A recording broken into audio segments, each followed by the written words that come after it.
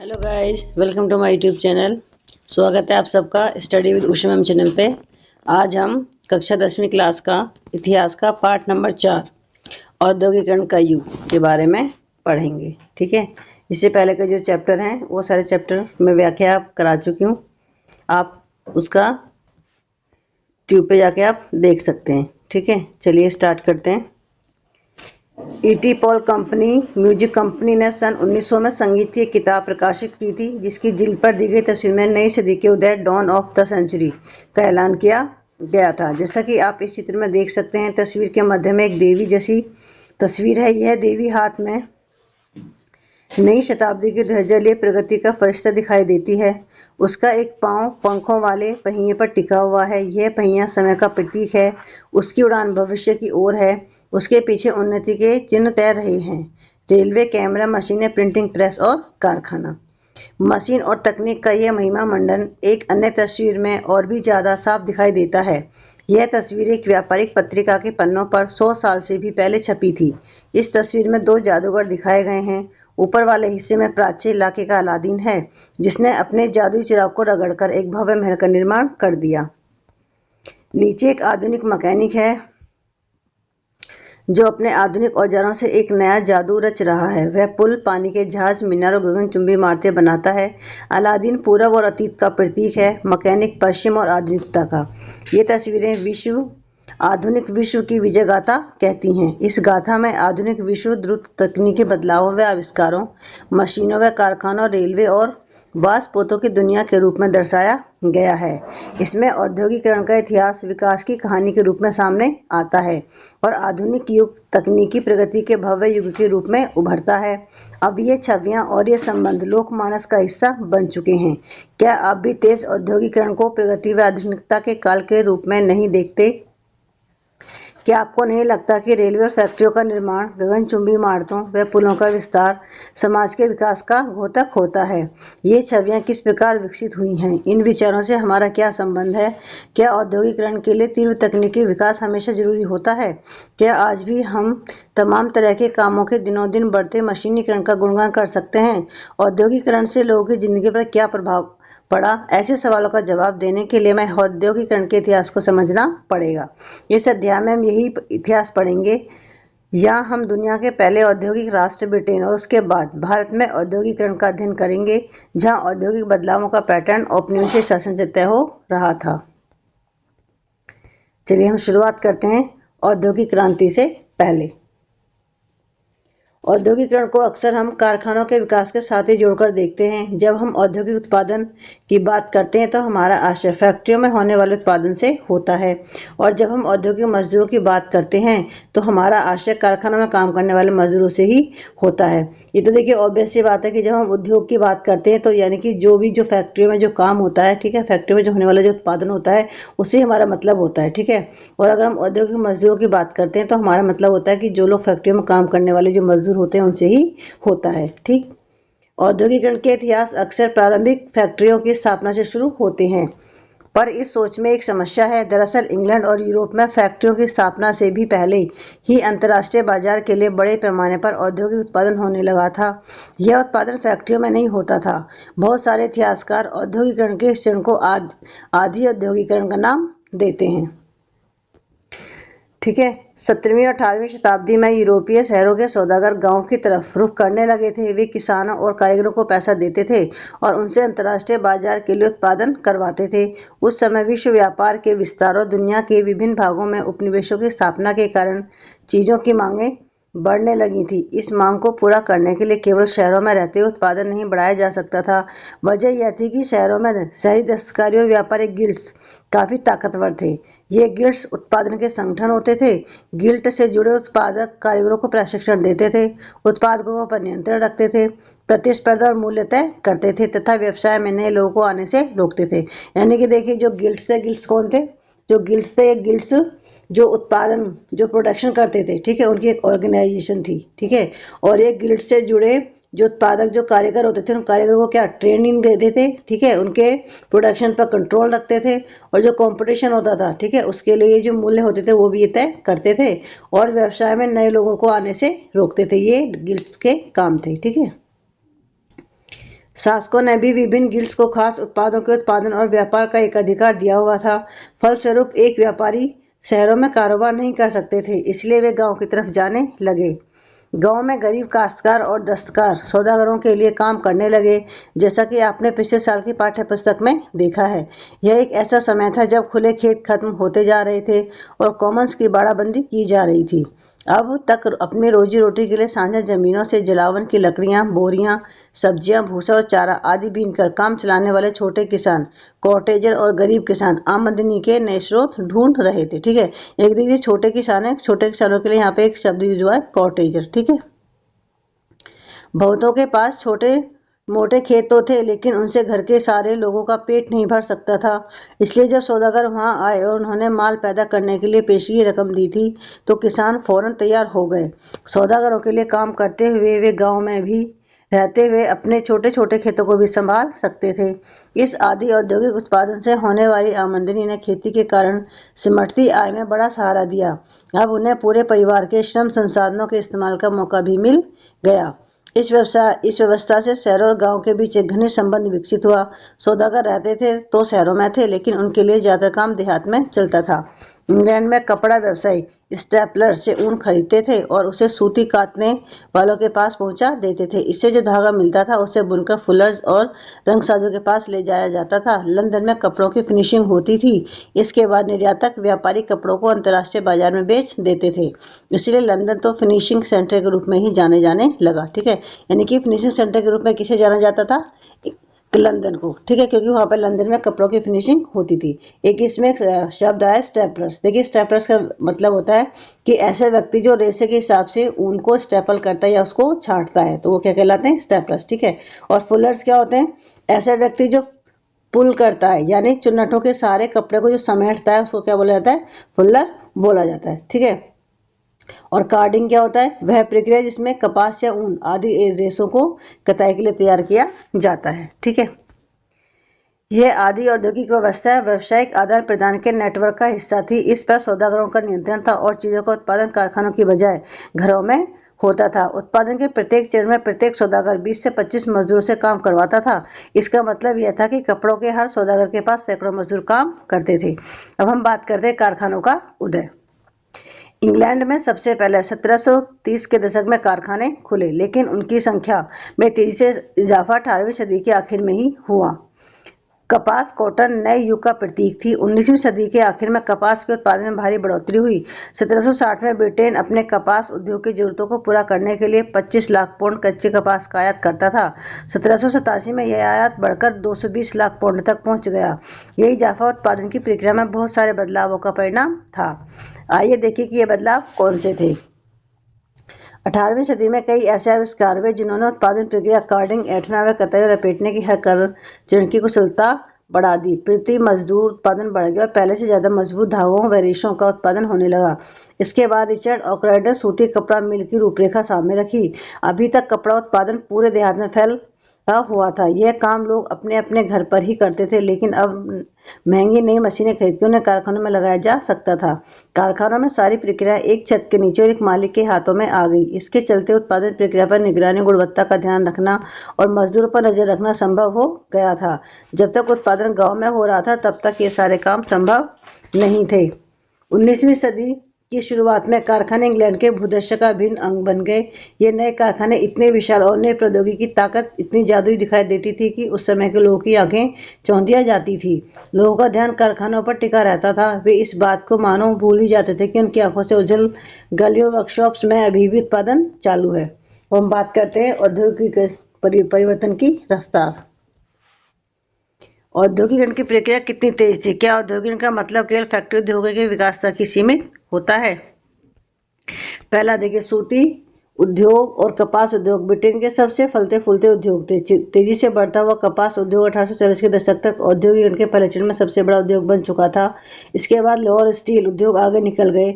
1840 के दशक से इंग्लैंड में और 1860 के दशक से उसके उपनिवेशों में रेलवे का विस्तार होने लगा था। फलस्वरूप लोहे और स्टील की जरूरत तेजी से बढ़ी। 1873 तक ब्रिटेन के लोहा स्टील निर्यात का मूल्य लगभग 7.7 करोड़ पाउंड हो गया था। यह राशि इंग्लैंड के कपास निर्यात के मूल्य से दुगनी थी। दूसरा, नए उद्योग लोग परंपरागत उद्योगों को इतनी आसानी से हाशिए पर नहीं ढकेल सकते थे। 19वीं सदी के आखिर में भी तकनीकी रूप से विकसित औद्योगिक क्षेत्र में काम करने वाले मजदूरों की संख्या कुल मजदूरों में 20% से ज़्यादा नहीं थी। कपड़ा उद्योग एक गतिशील उद्योग था, लेकिन उसके उत्पादन का बड़ा हिस्सा कारखानों में नहीं बल्कि घरेलू इकाइयों में होता था। तीसरा, यद्यपि परंपरागत उद्योगों में परिवर्तन की गति भाप से चलने वाले सूती और धातु उद्योगों से तय नहीं हो रही थी, लेकिन ये परंपरागत उद्योग पूरी तरह ठहराव की अवस्था में भी नहीं थे। खाद्य प्रसंस्करण, निर्माण, पॉटरी, कांच के काम, चर्म शोधन, फर्नीचर और औजारों के उत्पादन जैसे बहुत सारे गैर मशीनी क्षेत्रों में जो तरक्की हो रही थी, वह मुख्य रूप से साधारण और छोटे छोटे आविष्कारों का ही परिणाम थी। चौथा, प्रौद्योगिकी बदलाव की गति धीमी थी। औद्योगिक भूदृश्य पर ये बदलाव नाटकीय तेजी से नहीं फैले। नई तकनीक महंगी थी। सौदागर व व्यापारी उनके इस्तेमाल के सवाल पर फूंक फूंक कर कदम बढ़ाते थे। मशीनें अक्सर खराब हो जाती थी और उनकी मरम्मत पर काफ़ी खर्चा आता था। वे उतनी अच्छी भी नहीं थी जितना उनके आविष्कारों और निर्माताओं का दावा था। इस बात को समझने के लिए आइए भाप के इंजन का उदाहरण है। जेम्स वॉट ने न्यूमैन द्वारा बनाए गए भाप के इंजन में सुधार किए और 1871 में नए इंजन को पेटेंट करा लिया। इस मॉडल का उत्पादन उनके दोस्त उद्योगपति मैथ बुल्टन ने किया, पर सालों तक उन्हें कोई खरीदार नहीं मिला। 19वीं सदी की शुरुआत तक पूरे इंग्लैंड में भाप के सिर्फ 321 इंजन थे। इनमें से 80 सूती इंजन सूती उद्योगों में, 9 उद्योगों में और बाकी खनन, नहर निर्माण और लौह कार्यों में इस्तेमाल हो रहे थे। और किसी उद्योग में भाप के इंजनों का इस्तेमाल काफ़ी समय बाद तक भी नहीं हुआ। यानी मजदूरों की उत्पादन क्षमता को कई गुना बढ़ाने की संभावना वाली सबसे शक्तिशाली प्रौद्योगिकी को अपनाने में भी उद्योगपति बहुत हिचकिचा रहे थे। अब इतिहासकार इस बात को मानने लगे हैं कि 19वीं सदी के मध्य का औसत मजदूर मशीनों पर काम करने वाला नहीं बल्कि परंपरागत कारीगर और मजदूर ही होता था। तो देखिए इसमें क्या था, देखिए औद्योगिकरण का जो मतलब था वो सिर्फ फैक्ट्री उद्योग का विकास ही नहीं था। ठीक है, इसमें क्या होगा कि कपास और जो सूती वस्त्र उद्योग है और लोहा उद्योग, उनमें काफ़ी तेजी से बदलाव आया। ठीक है, और ये ब्रिटेन के सबसे फलते फूलते उद्योग थे। ठीक, और 1840 के दशक में इंग्लैंड में रेलवे का विस्तार हुआ। ठीक है, और लोहा इस्पात उद्योग का तेजी से जो विकास हुआ था वो भी इंग्लैंड में 1840 के दशक में ही हुआ था। ठीक है, और नए उद्योग परंपरागत उद्योग को आसानी से हाशिए पर ढकेल नहीं सके। और 19वीं सदी के आखिर में भी जो तकनीकी रूप से जो विकसित उद्योग थे, उसमें जो काम करने वाले जो मजदूर थे, मजदूरों की संख्या 20% से ज़्यादा नहीं थी। ठीक है, अब हम बात करते हैं हाथ का श्रम और वास्तु शक्ति। विक्टोरिया कालीन ब्रिटेन में मानव श्रम की कोई कमी नहीं थी। गरीब, किसान और बेकार लोग कामकाज की तलाश में बड़ी संख्या में शहरों को जाते थे। जैसा कि आप आगे जानेंगे, जब श्रमिकों की बहुतायत होती थी तो वेतन गिर जाते हैं। इसलिए उद्योगपतियों को श्रमिकों की कमी या वेतन के मद में भारी लागत जैसे कोई परेशानी नहीं थी। उन्हें ऐसी मशीनों में कोई दिलचस्पी नहीं थी जिनके कारण मजदूरी से छुटकारा मिल जाए और जिन पर बहुत ज़्यादा खर्चा आने वाला हो। बहुत सारे उद्योगों में श्रमिकों की मांग मौसमी आधार पर घटती बढ़ती रहती थी। गैस घरों और शराब खानों में जाड़ों के दौरान खासा काम रहता था। इस दौरान उन्हें ज़्यादा मजदूरों की जरूरत होती थी। क्रिसमस के समय बुक बाइंडरों और प्रिंटरों की भी दिसंबर से पहले अतिरिक्त मजदूरों की दरकार रहती थी। बंदरगाहों पर जहाज़ों की मरम्मत और साफ सफाई व सजावट का काम भी जाड़ों में किया जाता था। जिन उद्योगों में मौसम के साथ उत्पादन घटता बढ़ता रहता था, वहाँ उद्योगपति मशीनों की बजाय मजदूरों को ही काम पर रखना पसंद करते थे। बहुत सारे उत्पाद केवल हाथ से ही तैयार किए जा सकते थे। मशीनों से एक जैसे तय किस्म के उत्पाद ही बड़ी संख्या में बनाए जा सकते थे, लेकिन बाजार में अक्सर बारीक डिजाइन और खास आकारों वाली चीज़ों की काफ़ी मांग रहती थी। उदाहरण के लिए ब्रिटेन में 19वीं सदी के मध्य में 500 तरह के हथौड़े और 45 तरह की कुल्हाड़ियाँ बनाई जा रही थी। इन्हें बनाने के लिए यांत्रिक प्रौद्योगिकी नहीं बल्कि इंसानी निपुणता की भी जरूरत थी। विक्टोरिया कालीन ब्रिटेन में उच्च वर्ग के लोग, कुलीन और पूंजीपति वर्ग हाथों से बनी चीज़ों को तरजीह देते थे। हाथ से बनी चीज़ों को परिष्कार और सुरुचि का प्रतीक माना जाता था। उनकी फिनिशिंग अच्छी होती थी, उनको एक एक करके बनाया जाता था, उनका डिजाइन अच्छा होता था। मशीनों से बनने वाले उत्पादों को अपने देशों में निर्यात कर दिया जाता था। जिन देशों में मजदूरों की कमी होती है, वहाँ उद्योगपति मशीनों का इस्तेमाल करना ज़्यादा पसंद करते हैं ताकि कम से कम मजदूरों का इस्तेमाल करके वे अपना काम चला सकें। 19वीं सदी के अमेरिका में यही स्थिति थी, लेकिन ब्रिटेन में कामगारों की कोई कमी नहीं थी। अब हम बात करते हैं मजदूरों की जिंदगी। बाजार में श्रम के बहुतायत से मजदूरों की जिंदगी प्रभावित हुई। जैसे ही नौकरियों की खबर गांवों में पहुंची, सैकड़ों की तादाद में लोगों के हुजूम शहरों की तरफ चल पड़े। नौकरी मिलने की संभावना यारी दोस्ती कुनबे कुटुंब के जरिए जान पहचान पर निर्भर थी। अगर किसी कारखाने में आपका रिश्तेदार या दोस्त लगा हुआ है तो नौकरी मिलने की संभावना ज़्यादा रहती थी। सबके पास ऐसे सामाजिक संपर्क नहीं होते थे। रोजगार चाहने वाले बहुत सारे लोगों को हफ्तों इंतजार करना पड़ता था। वे पुलों के नीचे या रैन बसेरों में रातें काटते थे। कुछ बेरोजगार शहर में बने निजी रैन बसेरों में रहते थे। बहुत सारे निर्धन कानून विभाग द्वारा चलाए जाने वाले अस्थायी बसेरों में रुकते थे। बहुत सारे उद्योगों में मौसमी काम की वजह से कामगारों को बीच बीच में बहुत समय तक खाली बैठना पड़ता था। काम का सीजन गुजर जाने के बाद गरीब दोबारा सड़क पर आ जाते थे। कुछ लोग जाड़ों के बाद गांव में चले जाते थे, जहां इस समय काम निकलने लगता था, लेकिन ज़्यादातर शहर में ही छोटा मोटा काम ढूंढने की कोशिश करते थे, जो 19वीं सदी के मध्य तक भी आसान काम नहीं था। 19वीं सदी की शुरुआत में वेतन में कुछ सुधार आया, लेकिन इससे मजदूरों की हालत में बेहतरी का पता नहीं चलता। औसत आंकड़ों से अलग अलग व्यवसायों के बीच आने वाले फर्क और साल दर साल होने वाले उतार चढ़ाव छिपे रह जाते थे। मिसाल के तौर पर जब लंबे नेपोलियनी युद्ध के दौरान कीमतें तेजी से बढ़ी तो मजदूरों की आय के वास्तविक मूल्य में भारी कमी आ गई। अब उन्हें वेतन तो पहले जितना मिलता था, लेकिन उससे वे पहले जितनी चीजें नहीं खरीद सकते थे। मजदूरों की आमदनी भी सिर्फ वेतन दर पर ही निर्भर नहीं होती थी, रोजगार की अवधि भी बहुत महत्वपूर्ण थी। मजदूरों की औसत दैनिक आय इससे तय होती थी कि उन्होंने कितने दिन काम किया है। 19वीं सदी के मध्य में सबसे अच्छे हालात में भी लगभग 10% शहरी आबादी नियाहत गरीब थी।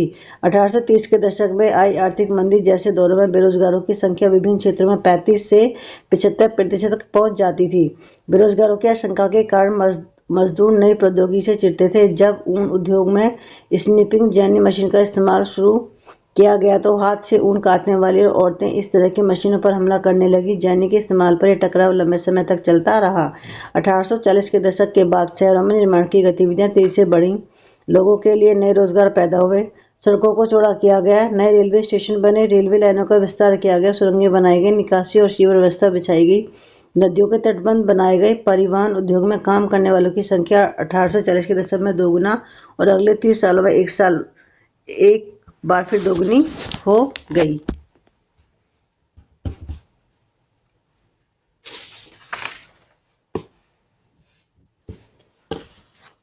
ठीक है, यानी देखिए जो मजदूरों का जो जीवन था, अगर हम कुल मिला के बात करें तो मजदूरों का जो जीवन था वो दयनीय जीवन था। ठीक है, क्योंकि श्रम की ज़्यादा डिमांड होने की वजह से जो नौकरियां थी, नौकरियों में भारी भरकम कमी थी। ठीक है, और नौकरी मिलने की संभावना थी वो सिर्फ यारी दोस्ती, ठीक है, या कुनबे कुटुंब के जरिए ही या जान पहचान पर निर्भर करती थी। ठीक है, और बहुत सारे उद्योगों में जो मौसमी काम की वजह से जो कामगार थे, ठीक है, उनको बीच बीच में ही बहुत समय तक खाली बैठना पड़ता था। ठीक, और मजदूरों की आय के वास्तविक मूल्य में भारी कमी का जो मेन रीजन था वो था गरीबी। ठीक है, और बेरोजगारों की आशंका की वजह से जो मजदूर थे, मजदूर जो नई टेक्नोलॉजी थी, जो नई प्रौद्योगिकी थी, उससे चिढ़ने लगे थे तथा जो मशीन थी, मशीन पर भी हमला करने लगे थे। ठीक है, 1840 के दशक के बाद जो रोजगारों के जो अवसर थे उनमें वृद्धि हुई, क्योंकि सड़कों को चौड़ा किया गया, नए रेलवे स्टेशन बने और रेलवे लाइन का विस्तार वहां पे किया गया था। ठीक है, हम बात करते हैं उपनिवेशों में औद्योगिकरण। आइए अब भारत पर नजर डालें और देखिए कि एक उपनिवेश का औद्योगिकरण कैसे होता है। यहाँ भी हम कारखाना उद्योग के साथ साथ गैर मशीनी क्षेत्र पर भी ध्यान देंगे। हमारा अध्ययन मुख्य रूप से कपड़ा उद्योग तक ही सीमित रहेगा। ठीक है, हम बात करते हैं भारतीय कपड़े का युग। मशीनी उद्योगों के युग से पहले अंतर्राष्ट्रीय कपड़ा बाजार में भारत के रेशमी और सूती उत्पादन का ही दबदबा रहता था। बहुत सारे देशों में मोटा कपास पैदा होता था, लेकिन भारत में पैदा होने वाला कपास महीन किस्म का था। ठीक है, यानी देखिए अंतर्राष्ट्रीय बाजार में क्या था कि जो भारत का जो कपड़ा था, जो सूती कपड़ा था, उसके उत्पादन का बहुत ज़्यादा ही दबदबा रहता था। ठीक है, और क्योंकि वहाँ पे भारत में अच्छी किस्म का जो कपास था वो पैदा होता था। अर्मियन और फारसी सौदागर पंजाब से अफगानिस्तान, पूर्वी फारस और मध्य एशिया के रास्ते यहाँ की चीज़ें लेकर जाते थे। यहाँ के बने महीन कपड़ों के थान ऊँटों की पीठ पर लादकर पश्चिमोत्तर सीमा से पहाड़ी दर्रों और रेगिस्तान के पार ले जाए जाते थे। मुख्य पूर्व औपनिवेशिक बंदरगाहों से फलता फूलता समुद्री व्यापार चलता था। गुजरात के तट पर स्थित सूरत बंदरगाह के जरिए भारत खाड़ी और लाल सागर के बंदरगाहों से जुड़ा हुआ था। कोरोमंडल तट पर मछलीपट्टनम और बंगाल में होली के माध्यम से भी दक्षिण पूर्वी एशियाई बंदरगाहों के साथ खूब व्यापार चलता था। ठीक है, यानी कि देखिए यहाँ पे जो भारत का जो उच्च किस्म का जो कपड़ा था ये अर्मियन, ठीक है, और फारसी सौदागर जो पंजाब से अफगानिस्तान, पूर्वी फारस और मध्य एशिया से लेकर जाते थे। ठीक है, और भारत में देखिए सूरत, हुगली और मछलीपट्टनम ये प्रमुख बंदरगाह थे। ठीक है, और विभिन्न प्रकार के जो भारतीय व्यापारी तथा बैंकर थे इस व्यापार में के नेटवर्क में वे शामिल थे। ठीक है, निर्यात व्यापार के इस नेटवर्क में बहुत सारे भारतीय व्यापारी और बैंकर सक्रिय थे। वे उत्पादन में पैसा लगाते थे और चीजों को लेकर जाते थे और निर्यातकों को पहुंचाते थे। माल भेजने वाले आपूर्ति सौदागरों के जरिए बंदरगाह नगर देश के भीतरी इलाकों से जुड़े हुए थे। ये सौदागर बुनकरों को पेशगी देते थे, बुनकरों से तैयार कपड़ा खरीदते थे और उसे बंदरगाहों तक पहुंचाते थे। बंदरगाह पर बड़े जहाज मालिक और निर्यात व्यापारियों के दलाल कीमत पर मोलभाव करते थे और आपूर्ति सौदागरों से माल खरीद लेते थे। 1750 के दशक तक भारतीय सौदागरों के नियंत्रण वाला यह नेटवर्क टूटने लगा था। यूरोपियन कंपनियों की ताकत बढ़ती जा रही थी। पहले उन्होंने स्थानीय दरबारों की से कई तरह की रियायतें हासिल की और उसके बाद उन्होंने व्यापार पर ज्यादा अधिकार प्राप्त कर लिया। इससे सूरत व हुगली दोनों पुराने बंदरगाह कमजोर पड़ गए। इन बंदरगाहों से होने वाले निर्यात में नाटकीय कमी आई। पहले जिस कर्जे से व्यापार चलता था वह खत्म होने लगा। धीरे धीरे स्थानीय बैंकर दिवालिया हो गए। 17वीं सदी के आखिरी सालों में सूरत बंदरगाह से होने वाले व्यापार का कुल 1.6 करोड़ रुपए था, जो 1740 के दशक तक यह गिरकर केवल 30 लाख रुपए रह गया। ठीक है, यानी कि देखिए जो व्यापार जो चलता था, जब यूरोपीय जो कंपनी थी उनकी ताकत बहुत ज़्यादा बढ़ती जा रही थी। ठीक है, और जब बात करें जो सूरत बंदरगाह था, इसमें भी जो व्यापार था इसमें भी कमी आ गई। कहाँ तो 1.6 करोड़ का व्यापार होता था, फिर बाद में 30 लाख तक ही सीमित हो गया। ठीक है, सूरत व हुगली कमजोर पड़ रहे थे और बंबई व कलकत्ता की स्थिति सुधर रही थी। पुराने बंदरगाहों की जगह नए बंदरगाहों का बढ़ता महत्व और औपनिवेशिक सत्ता की बढ़ती ताकत का संकेत था। नए बंदरगाहों के जरिए होने वाला व्यापार यूरोपीय कंपनियों के नियंत्रण में था और यूरोपीय जहाजों के जरिए होता था। बहुत सारे पुराने व्यापारियों घराने ढह चुके थे। जो बच्चे रहना चाहते थे उनके पास भी यूरोपीय व्यापारिक कंपनियों के नियंत्रण वाले नेटवर्क में काम करने के अलावा कोई चारा नहीं था। इन बदलावों ने बुनकरों व अन्य कारीगरों की जिंदगी को किस तरह प्रभावित किया? बुनकरों का क्या हुआ? 1760 के दशक के बाद ईस्ट इंडिया कंपनी की सत्ता के सुदृढ़ीकरण की शुरुआत में भारत के कपड़ा निर्यात में गिरावट नहीं आई। ब्रिटिश कपास अभी फैलना शुरू नहीं हुआ था और यूरोप में बारीक भारतीय कपड़े की भारी मांग थी, इसलिए कंपनी भी भारत से होने वाले कपड़े के निर्यात को ही फैलाना चाहती थी। 1760 और 1770 के दशक में बंगाल और कर्नाटक में राजनीतिक सत्ता स्थापित करने से पहले ईस्ट इंडिया कंपनी को निर्यात के लिए लगातार सप्लाई आसानी से नहीं मिल पाती थी। बुने हुए कपड़ों को हासिल करने के लिए फ्रांसीसी, डच और पुर्तगालियों के साथ साथ स्थानीय व्यापारी भी होड़ में रहते थे। इस प्रकार बुनकर और आपूर्ति सौदागर खूब मोलभाव करते थे और अपना माल सबसे ऊंची बोली लगाने वाले खरीदार को ही बेचते थे। लंदन भेजे गए अपने पत्र में कंपनी के अफसरों ने आपूर्ति में मुश्किल और ऊंचे दामों का बार बार जिक्र किया है। लेकिन इस एक बार ईस्ट इंडिया कंपनी की राजनीतिक सत्ता स्थापित हो जाने के बाद कंपनी व्यापार पर अपने एक अधिकार का दावा कर सकती थी। फलस्वरूप उसने प्रतिस्पर्धा खत्म करने, लागतों पर अंकुश रखने और कपास व रेशम से बनी चीजों को नियमित आपूर्ति सुनिश्चित करने के लिए प्रबंधन और नियंत्रण की एक नई व्यवस्था लागू कर दी। यह काम कई चरणों में किया गया।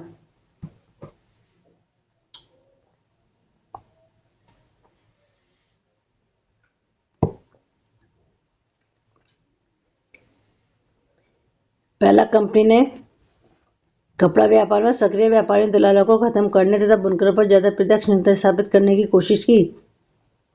कंपनी ने बुनकरों पर निगरानी रखने, माल इकट्ठा करने और कपड़ों की गुणवत्ता जांचने के लिए वेतनभोगी कर्मचारी तैनात कर दिए, जिन्हें गुमास्ता कहा जाता था। यानी कि गुमास्ता कौन थे?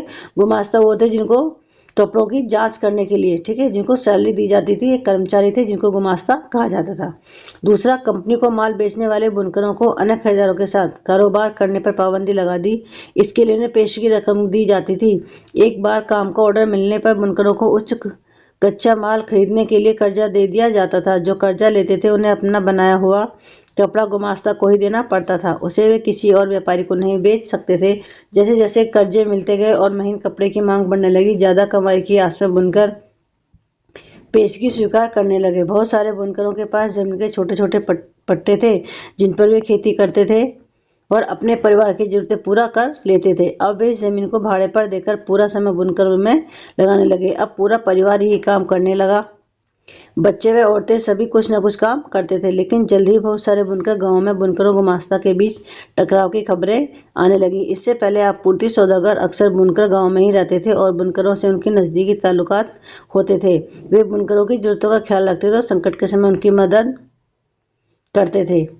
नए गुमास्ता बाहर के लोग थे। उनका गांव से पुराना सामाजिक संबंध नहीं था। वे दबंगपूर्ण व्यवहार करते थे, सिपाहियों व चपरासियों को लेकर आते थे और माल समय पर तैयार नहीं होने की स्थिति में बुनकरों को सजा देते थे। सजा के तौर पर बुनकरों को अक्सर पीटा जाता था और कोड़े बरसाए जाते थे। अब बुनकर न तो दाम पर मोलभाव कर सकते थे और न ही किसी और माल को बेच सकते थे। उन्हें कंपनी से जो कीमत मिलती थी वह बहुत कम थी। अब पर वे कर्जों की वजह से कंपनी से बंधे हुए थे। कर्नाटक और बंगाल में बहुत सारे स्थानों पर बुनकर गांव छोड़कर चले गए। वे अपने रिश्तेदारों के यहाँ किसी और गांव में करघा लगा लेते थे। कई स्थानों पर कंपनी और उसके अफसरों का विरोध करते हुए गांव के व्यापारियों के साथ मिलकर बुनकरों ने बगावत कर दी। कुछ समय बाद बहुत सारे बुनकर कर्जा लौटाने से इनकार करने लगे। उन्होंने करघे बंद कर दिए और खेतों में मजदूरी करने लगे। 19वीं सदी आते आते कपास बुनकरों के सामने नई समस्या पैदा हो गई। ठीक है, अब हम बात करते हैं भारत में मैनचेस्टर का आना। 1772 में ईस्ट इंडिया कंपनी के अफसर हेनरी पतुलो ने कहा था कि भारतीय कपड़े की मांग कभी कम नहीं हो सकती क्योंकि दुनिया के किसी और देश में इतना अच्छा माल नहीं बनता। लेकिन हम देखते हैं कि 19वीं सदी की शुरुआत में भारतीय कपड़ा निर्यात में गिरावट आने लगी, जो लंबे समय तक जारी रही। 1811-12 में सूती मिल का हिस्सा कुल निर्यात में 33% था। 1850-51 में यह मात्र 3% रह गया था। ऐसा क्यों हुआ? उसके निहितार्थ क्या थे? जब इंग्लैंड में कपास उद्योग विकसित हुआ तो वहां के उद्योगपति दूसरे देशों से आने वाले आयात को लेकर परेशान दिखाई देने लगे।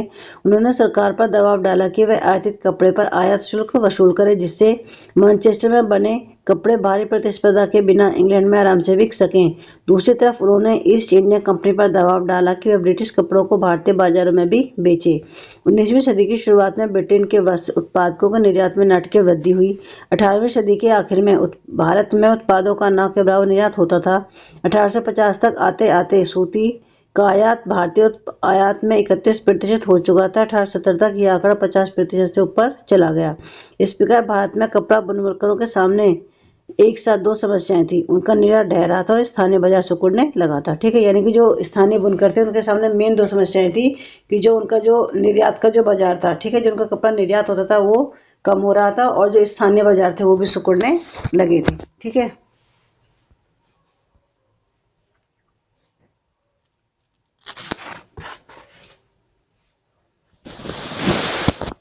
स्थानीय बाजारों में मैनचेस्टर के आयातित मालों की भरमार थी। कम लागत पर मशीनों से बनने वाले आयातित उत्पाद इतने सस्ते थे कि बुनकर का मुकाबला नहीं कर सकते। 1850 के दशक तक देश के ज्यादातर बुनकर इलाकों में गिरावट और बिक्री के किस्से की भरमार थी। 1860 के दशक में बुनकरों के सामने नई समस्या खड़ी हो गई। उन्हें अच्छी कपास नहीं मिल पा रही थी। जब अमेरिकी गृहयुद्ध शुरू हुआ और अमेरिका से कपास की आमद बंद हो गई तो ब्रिटेन भारत से कच्चा माल मंगाने लगा। भारत से कच्चे कपास के निर्यात में इस वृद्धि से उसकी कीमत आसमान छूने लगी। भारतीय बुनकरों को कच्चे माल के लाले पड़ गए। उन्हें मनमानी कीमत पर कच्ची कपास खरीदनी पड़ती थी। ऐसी सूरत में बुनकरों के सारे पेट पालना संभव नहीं था। 19वीं सदी के आखिर में बुनकरों कारीगरों के सामने एक और समस्या आ गई। अब भारतीय कारखानों में उत्पादन होने लगा और बाजार मशीनों की बनी चीजों से पट गया था। ऐसे में बुनकर उद्योग किस तरह का कायम रह सकता था?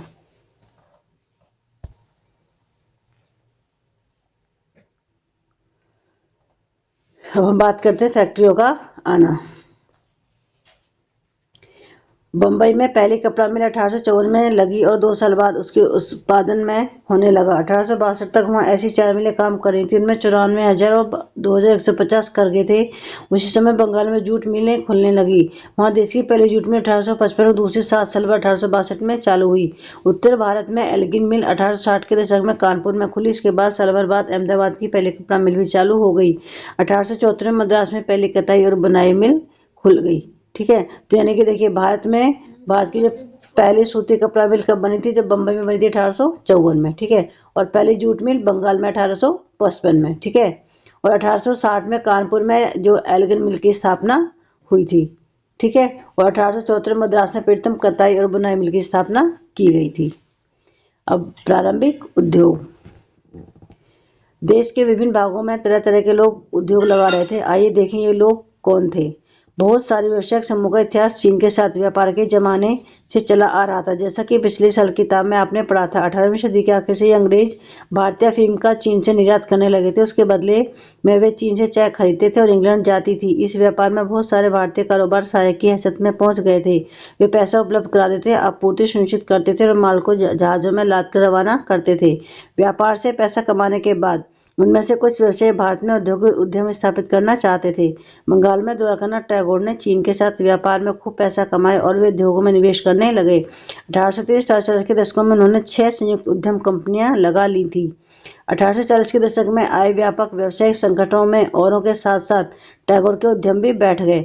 लेकिन 19वीं सदी में चीन के साथ व्यापार करने वाले बहुत सारे व्यवसायी सफल उद्योगपति भी साबित हुए। बम्बई में डिंशा पेटेंट और आगे चलकर देश में विशाल औद्योगिक साम्राज्य स्थापित करने वाले जमशेदजी नुसरवानजी टाटा जैसे पारसियों ने आंशिक रूप से चीन को निर्यात करके और आंशिक रूप से इंग्लैंड को कच्ची कपास निर्यात करके पैसा कमा लिया था। 1917 में कलकत्ता में देश की पहली जूट मिल लगाने वाले मारवाड़ी व्यवसायी सेठ हुकुमचंद ने भी चीन के साथ व्यापार किया था। यही काम प्रसिद्ध उद्योगपति जीडी बिरला के पिता और दादा ने किया। देखिए, अगर हम बात करें भारत में, तो देखिए जो भारत में चीन के साथ में सभी जो शुरू के जो उद्यमी थे वो व्यापार में शामिल होते थे, ठीक है। और इसमें जो द्वारकानाथ टैगोर का नाम शामिल है, ठीक है। इन्होंने कितनी 6 जॉइंट कंपनियां लगाई थी और बम्बई में डिंशा पेटेंट और जे.जे.एन. टाटा, ठीक है। और सेठ हुकुमचंद ने कलकत्ता में पहली जूट मिल लगाई थी और जीडी बिरला ने भी यही काम किया था, ठीक। और मद्रास के जो कुछ सौदागर थे जो बर्मा, मध्य पूर्व तथा पूर्वी अफ्रीका से व्यापार करते थे, ठीक है। और कुछ वाणिज्यिक समूह तो भारत के भीतर ही व्यापार करते थे।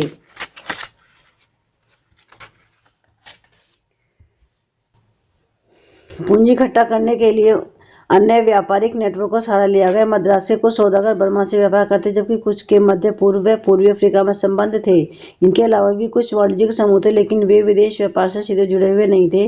वे भारत में ही व्यवसाय करते थे। वे एक दूसरे से दूसरी जगह माल ले जाते थे, सूद पर पैसा चलाते थे, एक शहर से दूसरे शहर में पैसा पहुंचाते थे और व्यापारियों को पैसा देते थे। जब उद्योगों में निवेश के अवसर आए तो उनमें से बहुतों ने फैक्ट्रियां लगा ली। जैसे भारतीय व्यापार पर औपनिवेशिक शिकंजा कसता गया, वैसे वैसे भारतीय व्यवसाय के लिए जगह सुकुड़ती गई। उन्हें अपना तैयार माल यूरोप में बेचने से रोक दिया गया। अब वे मुख्य रूप से कच्चे माल और अनाज, कच्ची कपास, अफीम, गेहूं और नील का निर्यात कर सकते थे, जिनकी अंग्रेजों को जरूरत थी। धीरे धीरे उन्हें जहाजरानी व्यवसाय से बाहर धकेल दिया गया। पहले विश्व युद्ध तक यूरोपीय प्रबंधकीय एजेंसियां भारतीय उद्योग के विशाल क्षेत्र पर नियंत्रण करती थी। इनमें बर्ड हिगल्स एंड कंपनी, एंड्रयूल यूल और जार्डिन स्किनर एंड कंपनी सबसे बड़ी कंपनियां थी। ये एजेंसियां पूंजी जुटाती थी, संयुक्त उद्यम कंपनियां लगाती थी और उनका प्रबंधन संभालती थी। ज्यादातर मामलों में भारतीय वित्त पोषक फाइनेंशियल पूंजी उपलब्ध कराते थे, जबकि निवेश और व्यवसाय से संबंधित फैसले यूरोपीय एजेंसियां लेती थी। यूरोपीय व्यापारियों उद्योगपतियों के अपने वाणिज्यिक परिसंघ थे, जिनमें भारतीय व्यवसायियों को शामिल नहीं किया जाता था। हम बात करते हैं कि मजदूर कहाँ से आए। फैक्ट्री होंगी तो मजदूर भी होंगे। फैक्ट्रियों के विस्तार से मजदूरों की मांग बढ़ने लगी। 1901 में भारतीय फैक्ट्रियों में 5,84,000 मजदूर काम करते थे। 1946 तक यह संख्या बढ़कर 24,36,000 हो चुकी थी। ये मजदूर कहाँ से आए? ज्यादातर औद्योगिक इलाकों में मजदूर आसपास के जिलों से आते थे। जिन किसान कारीगरों को गाँव में काम नहीं मिलता, वे औद्योगिक केंद्रों की तरफ जाने लगते थे। 1911 में बम्बई के सूती कपड़ा उद्योग में काम करने वाले 50% ज्यादा मजदूर पास के रत्नागिरी जिले से आए थे। कानपुर की मिलों में काम करने वाले ज्यादातर कानपुर जिले के गांव से आते थे। मिल मजदूर बीच बीच में अपने गांव जाते रहते थे। वे फसलों की कटाई व त्योहारों के समय गांव लौट जाते थे। बाद में जब नए कामों की खबर फैली तो दूर दूर से भी लोग आने लगे। उदाहरण के लिए संयुक्त प्रांत के लोग बम्बई की कपड़ा मिलों और कलकत्ता के जूट मिलों में काम करने के लिए पहुंच रहे थे। नौकरी पाना हमेशा मुश्किल था। हालांकि मिलों की संख्या बढ़ती जा रही थी और मजदूरों की मांग भी बढ़ रही थी, लेकिन रोजगार चाहने वालों की संख्या रोजगार के मुकाबले हमेशा ज्यादा रहती थी। मिलों में प्रवेश भी निषिद्ध था। उद्योगपति नए मजदूर की भर्ती के लिए प्राय एक जॉबर रखते थे। जॉबर कोई पुराना और विश्वस्त कर्मचारी होता था। यानी जॉबर कौन था? जॉबर कोई पुराना कर्मचारी या कोई जिस पे वो विश्वास रखते थे, वो कर्मचारी होता था।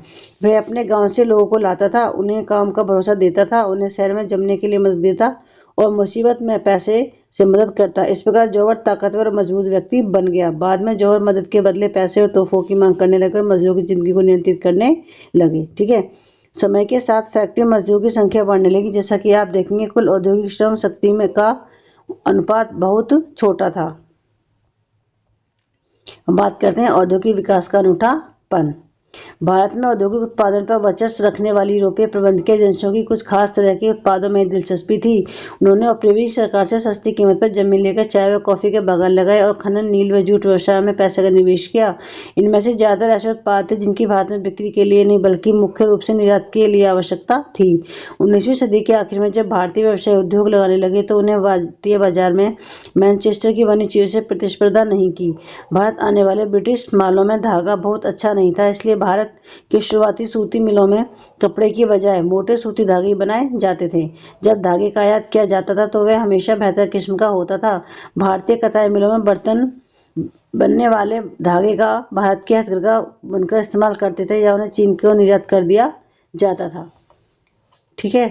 दूसरा है कि 20वीं सदी के पहले दशक तक भारत में औद्योगिकरण का ढर्रा कई बदलावों की चपेट में आ चुका था। स्वदेशी आंदोलन की गति मिलने से राष्ट्रवादियों ने लोगों को विदेशी कपड़े के बहिष्कार के लिए प्रेरित किया। औद्योगिक समूह अपने सामूहिक हितों की रक्षा के लिए संगठित हो गए और उन्होंने आयात शुल्क बढ़ाने तथा अन्य रियायतें देने के लिए सरकार पर दबाव डाला। देखो, बहिष्कार का मतलब है किसी चीज का आप उसका उपयोग नहीं करेंगे। ठीक है, उसका उपयोग बंद कर देना क्या कहलाता है? बहिष्कार कहलाता है। 1906 के बाद चीन भेजे जाने वाले भारतीय धागे के निर्यात में भी कमी आने लगी। चीनी बाजारों में चीन और जापान के मिलों के उत्पाद छा गए थे। फलस्वरूप भारत के उद्योगपति धागे की बजाय कपड़ा बनाने लगे। 1900 से 1912 में भारत में सूती कपड़े का उत्पादन दोगुना हो गया। पहले विश्व युद्ध तक औद्योगिक विकास धीमा रहा। युद्ध ने एक बिल्कुल नई स्थिति पैदा कर दी थी।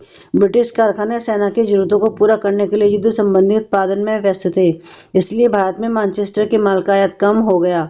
भारतीय बाजारों को रातों रात एक विशाल देशी बाजार मिल गया। यह युद्ध लंबा खिंचा तो भारतीय कारखानों में भी फौज के लिए जूट की बोरियां, फौजियों के लिए वर्दी के कपड़े, टेंट और चमड़े के जूते, घोड़े व खच्चर की जीन तथा बहुत सारे अन्य सामान बनने लगे। नए कारखाने लगाए गए। पुराने कारखाने कई पॉलिसियों में चलने लगे। बहुत सारे नए मजदूरों को काम पर रखा गया। हर एक को पहले से भी ज्यादा समय तक काम करना पड़ता था। युद्ध के दौरान औद्योगिक उत्पादन तेजी से बढ़ा। युद्ध के बाद भारतीय बाजार में मैनचेस्टर को पहले वाली हैसियत कभी हासिल नहीं हो पाई। आधुनिकीकरण न कर पाने और अमेरिकी, जर्मनी व जापान के मुकाबले कमजोर पड़ जाने के कारण ब्रिटेन की अर्थव्यवस्था चरमरा गई। कपास का उत्पादन बहुत कम रहा था और ब्रिटेन से होने वाले सूती कपड़े के निर्यात में जबरदस्त गिरावट आई। उपनिवेशों में विदेशी उत्पादों को हटाकर स्थानीय उद्योगपतियों ने घरेलू बाजार पर कब्जा कर लिया और धीरे धीरे अपनी स्थिति मजबूत कर ली। ठीक है, ये देखिए, जो प्रथम विश्व युद्ध था, प्रथम विश्व युद्ध ने भारत में जो औद्योगिक जो उत्पादन था उसको तेजी से बढ़ाया और उसमें जो नई फैक्ट्रियां थी, नई फैक्ट्रियों की स्थापना की गई थी, क्योंकि जो ब्रिटिश मिलें थी, ठीक है, जो ब्रिटेन में जो मिलें थी वो युद्ध के लिए उत्पादन में व्यस्त थी। ठीक है, अब हम बात करते हैं लघु उद्योग की बहुतायत। हालांकि युद्ध के बाद फैक्ट्री उद्योगों में लगातार इजाफा हुआ, लेकिन अर्थव्यवस्था में विशाल उद्योगों का हिस्सा बहुत छोटा था। उनमें से ज्यादातर 1911 में 67% बंगाल और बंबई में स्थित थे। बाकी पूरे देश में छोटे स्तर के उत्पादन का दबदबा रहा। पंजीकृत फैक्ट्रियों में कुल औद्योगिक श्रम शक्ति का बहुत छोटा हिस्सा ही काम करता था। यह संख्या 1911 में 5% और 1931 में 10% थी। बाकी मजदूर गली मोहल्लों में स्थित छोटी छोटी वर्कशॉप और घरेलू इकाइयों में काम करते थे। कुछ मामलों में तो 20वीं सदी के दौरान हाथ से होने वाले उत्पादन में दरअसल इजाफा हुआ था। यह बात हथकरघा क्षेत्रों के बारे में भी सही है, जिसकी हमने पीछे चर्चा की थी। सस्ते मशीन निर्मित धागे ने 19वीं सदी में कतई उद्योग को तो खत्म कर दिया था, लेकिन तमाम समस्याओं के बावजूद बुनकर अपना व्यवसाय किसी तरह चलाते रहे। 20वीं सदी में हथकरघों पर बने कपड़े के उत्पादन में लगातार सुधार हुआ। 1900 से 1940 के बीच यह 3 गुना हो चुका था। ऐसे कैसे हुआ? इसके पीछे आंशिक रूप से तकनीकी बदलावों का हाथ था। अगर लागत में बहुत ज़्यादा इजाफा न हो, उत्पादन बढ़ सकता हो, तो हाथ से काम करने वालों को नई तकनीक अपनाने में कोई परेशानी नहीं होती। इसलिए 20वीं सदी के दूसरे शतक तक आते आते हम ऐसे बुनकरों को देखते हैं जो फ्लाई शटल वाले करघों का इस्तेमाल करते थे। इसमें कामगारों की उत्पादन क्षमता बढ़ी, उत्पादन तेज हुआ और श्रम की मांग में कमी आई। 1941 तक भारत में 35% से ज्यादा हथकरघों फ्लाई शटल होने लगे थे। त्रावणकोर, मैसूर, कोचीन, बंगाल आदि क्षेत्रों में तो ऐसे हथकरघे 70 से 80% थे। इसके अलावा भी कई छोटे छोटे सुधार किए गए, जिनसे बुनकरों को उनकी उत्पादन बढ़ाने और मिलों से मुकाबला करने में मदद मिली। मिलों के साथ प्रतिस्पर्धा का मुकाबला कर पाने के मामले में कुछ बुनकर औरों से बेहतर स्थिति में थे। बुनकरों में से कुछ छोटा कपड़ा बनाते थे, जबकि कुछ महीन किस्म के कपड़े बुनते थे। मोटे कपड़े को मुख्य रूप से गरीब ही खरीदते थे और उसकी मांग में भारी उतार चढ़ाव आते थे। खराब फसल और काल के समय जब ग्रामीण गरीबों के पास खाने को कुछ नहीं होता था और नगद के आय के साधन खत्म हो जाते तो वे कपड़ा नहीं खरीद सकते थे। बेहतर किस्म के कपड़ों की मांग खाते पीते तबके में ही ज्यादा थी, उसमें उतार चढ़ाव कम आते थे। जब गरीब भूखे मर रहे होते तब भी अमीर यह कपड़ा खरीद सकते थे। अकालों से बनारसी या बालूचरी साड़ियों की बिक्री पर असर नहीं पड़ता था। वैसे भी जैसा कि आप देख चुके हैं, मिल विशेष प्रकार की बुनाई की नकल नहीं कर सकते थे। बुने हुए बॉर्डर वाली साड़ियों या मद्रास की प्रचलित लुंगियों की जगह लेना मिलों के लिए आसान नहीं था। ऐसा भी नहीं है कि 20वीं सदी में भी उत्पादन बढ़ते जा रहे थे। बुनकरों व अन्य दस्तकारों को हमेशा फायदा ही हो रहा था। उनकी जिंदगी बहुत कठोर थी, उन्हें दिन रात काम करना पड़ता था। अक्सर पूरा परिवार, बच्चे, बूढ़े, औरतें उत्पादन के किसी न किसी काम में हाथ बढ़ाता था। लेकिन ये फैक्ट्रियों के युग में अतीत के अवशेष भर नहीं थे। उनका जीवन और श्रम औद्योगिकरण की प्रक्रिया का भिन्न अंग था।